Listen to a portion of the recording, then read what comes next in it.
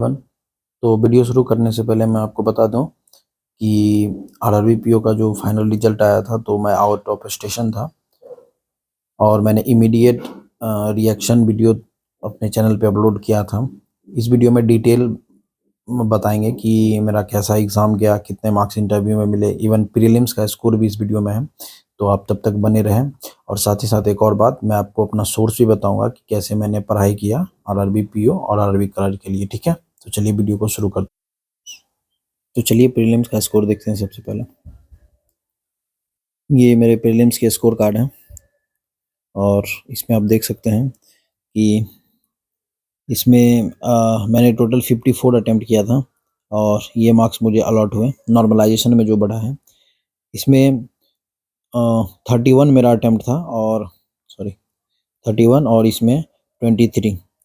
तो ये मेरे स्कोर रहे हैं। तो आगे बढ़ते हैं और मेंस का स्कोर कार्ड देखते हैं अब।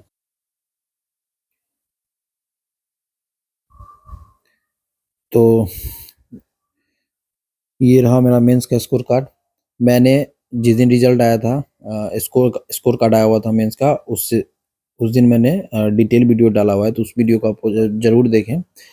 उससे आपको आइडिया मिलेगा कि मैंने कैसे 2 पेपर उस दिन बिगड़ने के बाद भी बाउंस बैक किया था और अंत तक अपना बेस्ट निकालने का कोशिश किया था। तो ये चलिए मैं आपको इसमें एक बार अटेम्प्ट बता देता हूँ सो दैट बेहतर आइडिया मिल पाए। देखिए, रीजनिंग में मेरे उस दिन 10 अटेम्प्ट थे और बिल्कुल 10 में 10 सही हुए हैं।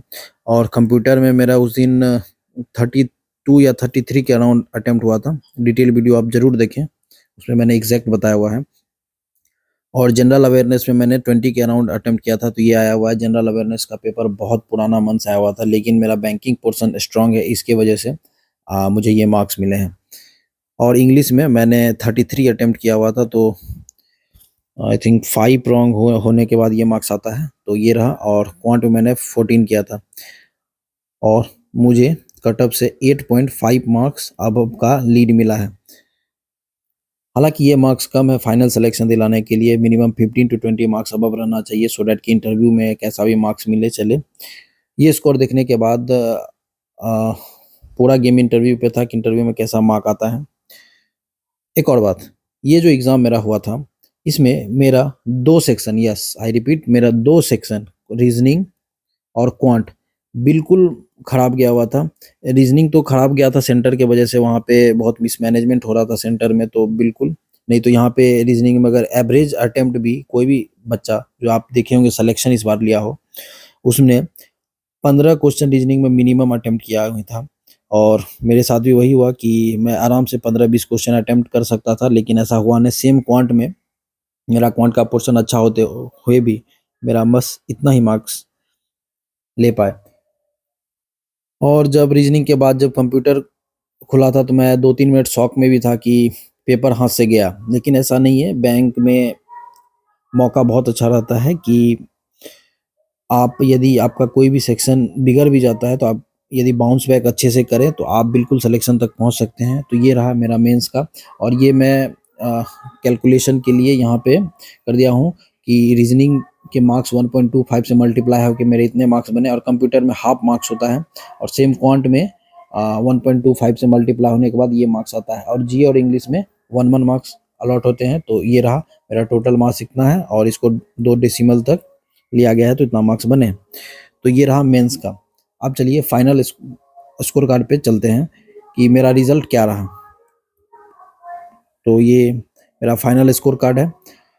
मेरे इतने मार्क्स बने हैं और कट ऑफ से ज़्यादा अबव नहीं है, क्योंकि मेरा मेंस अच्छा नहीं गया था, लेकिन इंटरव्यू ने मैनेज कर दिया। इंटरव्यू में अच्छा मार्क्स मिले, जिसके वजह से मेरा सिलेक्शन उत्तर बिहार ग्रामीण बैंक में हो गया है।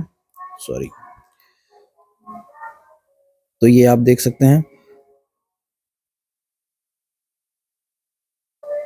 तो मुझे इंटरव्यू में कितना मार्क्स मिले, चलिए इसको कैलकुलेट करके देखते हैं। तो मेरे मेंस के मार्क्स 76.88 हैं। तो अगर इसका मैं 50% बनाऊं, क्योंकि ये आउट ऑफ 200 है, तो सबसे पहले इसको आउट ऑफ 100 करना पड़ेगा। तो 38 दूनी 76, ये रहा आउट ऑफ 100 मेरा मार्क्स। और इसका मुझे 80% लेना पड़ेगा 4/5। ओके, 4/5 करने के बाद 30.752 आ रहा है। ओके, और इसको अगर इसमें से माइनस कर दें 46.95 में से 30 पॉइंट इतना माइनस कर दें तो जो मार्क्स आता है 2 यानी कि 98, और यहाँ पे हो गया 871 1 to 16। इतना मार्क्स मुझे इंटरव्यू में मिले हैं। इसको एग्जैक्ट मार्क्स आउट ऑफ 100 देखने के लिए अगर इसमें हम 5 से मल्टीप्लाई करें, क्योंकि ये 20% है, आप बिल्कुल क्वांट पढ़ते होंगे तो ये सब चीज़ आपको बिल्कुल समझ में आ रहा होगा कि कैसे मैं कैलकुलेट कर रहा हूँ। इसको अगर 5 से मल्टीप्लाई करते हैं 80.99 यानी कि राउंड ऑफ 81 मार्क्स मेरा इंटरव्यू में मिला था। तो ये रहा इंटरव्यू मेरा, ठीक जा रहा था, लेकिन लास्ट में कुछ ब्लंडर होने की वजह से मुझे डाउट था कि इंटरव्यू में मुझे 70 मार्क्स भी मिलेगा या नहीं। तो इंटरव्यू का भी एक्सपीरियंस मैंने चैनल पर शेयर किया, आप लोग ज़रूर देखें। तो ये रहा मेरा प्रीलिम्स, मेंस और इंटरव्यू का मार्क्स मैंने आप लोग के साथ शेयर कर दिया है। तो चलिए सबसे इम्पोर्टेंट बात मैं अपना सोर्स बता देता हूँ। तो प्रीलिम्स का सबसे पहले देखिए, प्रीलिम्स में क्वांट और रीजनिंग आता है। अगर मैं क्वांट और रीजनिंग के लिए ही बात करूं तो दोनों के लिए जी हाँ, गाइडली सबसे बढ़िया सोर्स है और बिल्कुल ऐसे ही क्वेश्चन आते हैं। गाइडली में आपको क्वांट में हो सकता है कि आपको बहुत टफ क्वेश्चन लगे क्वांट के लिए, लेकिन ऐसा नहीं है। आप इसको ऐसे लर्निंग की तरह से देख के चलें तो आपका बिल्कुल अच्छा तैयारी हो जाएगा, क्योंकि बहुत सारे स्टेट में बहुत हाई कट ऑफ जाता है प्री का, क्योंकि इंग्लिश नहीं होने के कारण। क्वांट और रीडिंग मेजॉरिटी में सबका अच्छा ही होता है, इसीलिए कट ऑफ इवन 60 के अराउंड बहुत सारे स्टेट के जाते हैं, 55 प्लस, जैसे हरियाणा सबका। तो इसके लिए आपको थोड़ा एक लेवल ऊपर ही प्रैक्टिस करना चाहिए, क्योंकि एग्जामिनेशन में एक फैक्टर प्रेशर का भी आ जाता है। तो क्वांट और रीजनिंग के लिए आप बिल्कुल गाइडली को ब्लाइंडली ट्रस्ट कर सकते हैं, और इसका रीजनिंग भी एग्जैक्ट एग्जाम लेवल है, क्योंकि ये जो पजल वगैरह बनाते हैं वो उसमें ABCD करके, और जो जो एग्जाम में बिल्कुल आता है बिल्कुल वैसा ही लेवल का रहता है। बाकी अदर अदर प्लेटफॉर्म पे आप जाएंगे तो वो थोड़ा सा डिफरेंट करके लेंदी करने के लिए कुछ इररेलेवेंट टाइप का क्वेश्चन क्रिएट कर दिया जाता है, लेकिन प्री के लिए तो मुझे गाइडली बहुत सही लगा। अब मैं मेंस का बात कर देता हूँ एक बार। देखिए, मेंस में आपके 5 सब्जेक्ट आते हैं total, quant, reasoning, computer, GA और इंग्लिश या हिंदी आपका जो है। मैं मेंस के लिए पूरी तरह गाइडली को सजेस्ट नहीं करूँगा, क्योंकि गाइडली का ये पोर्शन बहुत अच्छा है, बेस्ट है गाइडली का बिल्कुल।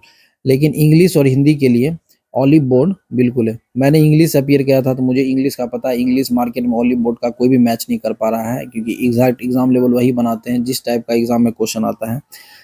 हिंदी जहाँ तक मुझे पता है, मेरा एक दोस्त ने प्रीफर किया था ऑलिव बोर्ड को, तो उसका भी बहुत अच्छा एक्सपीरियंस रहा। सेम कंप्यूटर और GK, ये तो बिल्कुल एग्जाम में कुछ और ही आता है। कंप्यूटर के लिए कोई भी मॉक टेस्ट मार्केट में अवेलेबल नहीं है जो एग्जैक्ट एग्जाम जैसा फील दे। कंप्यूटर में जनरली एग्जाम में जो क्वेश्चन आता है वो जो रिसेंट न्यूज में, जैसे कि पेरेंटल कंट्रोल क्या होता है, ब्लॉकचेन टेक्नोलॉजी, ये मॉक में ज़्यादातर क्वेश्चन पूछे नहीं जाते। तो कंप्यूटर के लिए आप अरोड़ा एडुकेटर को फॉलो कर सकते हैं, इनका इवन ऑप्शन तक मैच कर जा रहा है, इतना अच्छा ये टीचर हैं। बहुत सुंदर तरीके से आपको पढ़ाएंगे भी, बहुत मज़ा आएगा कंप्यूटर में, आपको ज़्यादा याद नहीं करना पड़ेगा, क्लास इस तरह डिज़ाइन है इनका। तो इनका चैनल एक बार ज़रूर दें, यूट्यूब पे अरोड़ा एडुकेटर लिख कर सर्च करें। और GA, जी हाँ, GA में ऑलिव बोर्ड का जो क्वेश्चन आता है, जैसे कि 10 मॉक दिए हुए हैं RRB PO का, तो उसमें बहुत सारे क्वेश्चन आपको एग्जाम में मिलेंगे, जैसे 3 4 5 क्वेश्चन आपको तो एग्जाम में डायरेक्ट ऑलिव बोर्ड जैसे मिलेंगे, क्योंकि ऑलिव बोर्ड ज़्यादातर बैंकिंग डोमिनेटेड पेपर ही मॉक में डालता है। तो उस हिसाब से इसका GA भी बहुत अच्छा है। लेकिन मैंने GA के लिए गौरव गर्ग सर को फॉलो किया था, उनका पढ़ाने का तरीका बहुत अच्छा है, जिससे वो क्रिस्प यानी कि शॉर्ट करके बताते हैं कुछ भी चीज़ को, और वो एग्जाम के लिए रिलेवेंट रहता है। आपको ज़्यादा लेंदी नहीं करना है, सिलेबस आपको 4 गुना नहीं करना है, इसीलिए मैंने गौरव गर्ग को फॉलो किया। क्योंकि मैं काम भी कर रहा था, आई वाज वर्किंग प्रोफेशनल, तो मुझे उतना टाइम नहीं मिल पाता था, इसीलिए मैं गौरव घर का बस बैंकिंग अवेयरनेस देख के गया और मुझे ठीक-ठाक मार्क्स आए थे। तो ये रहा मेरा सोर्स। आप भी बताएँ कमेंट सेक्शन में आपने कैसे पढ़ाई किया और आपका फाइनल सिलेक्शन क्या रहा? अगर आपको कोई चीज़ में असिस्टेंट चाहिए, तो आप मुझे डायरेक्ट मैसेज कर सकते हैं टेलीग्राम पे।